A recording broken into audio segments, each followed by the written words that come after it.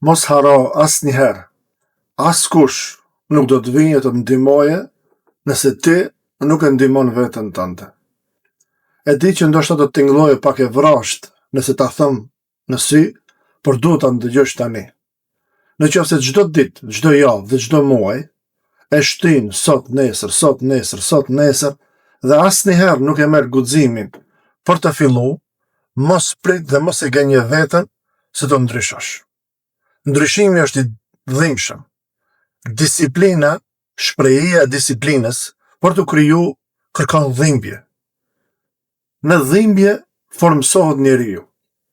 Në dhimbje vjen jeta nga lindja. Pra edhe ti, mos i shtyj punët asnjëherë. Filloja sot me atë çfarë ke. Dhe gjatë rrugës ti do të mësosh rrjedhën e atij profesioni ose të asaj pune. Askush kur ka filluar nuk ka qenë i përsosur dhe ekspert i asaj fushë, por me kalimin e kohës ata janë mësuar. I kanë dëgjuar këshillat prej njerëzve të cilët e kanë arritur majën e suksesit dhe janë ngjitur atje lart ku ti dëshiron për momentin që të ngjitesh. Vendi ku je nuk e përcakton suksesin tënd. Vendi ku je nuk të kufizon që ti të veprosh.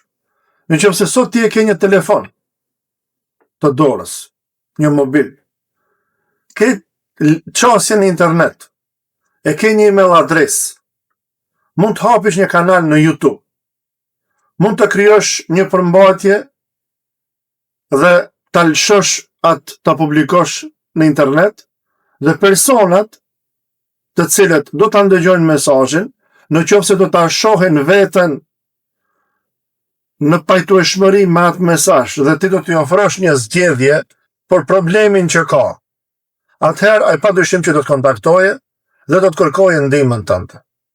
Por ti duhet të fillosh nga pika 0. Edhe gjatë rrugtimit ti mësosh krejt elementet e asaj pune ty që duhen të të paraqesin si eksperti asaj fushë për të cilën do të folish. Por me rëndësi është nisja.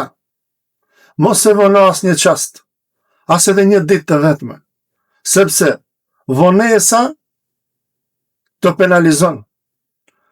Mos fillimi i projektit apo i atij vizioni që e ke në kokë do ta shtyje suksesin. Shtyrja e suksesit do të rezultojë në disfat dhe zhgënjim, dhimbje emocionale, dhimbje shpirtërore edhe dhimbje fizike. Sepse shumë njerëz duan të bëjnë një punë, por për shkak pritjes të kohës ideale, ata nuk ja fillojnë. Prandaj këshilla ime sot për ty është që ti t'ja nisish dhe të fillosh. Edhe gjatë kohës ti mësosh gjithë ato punë.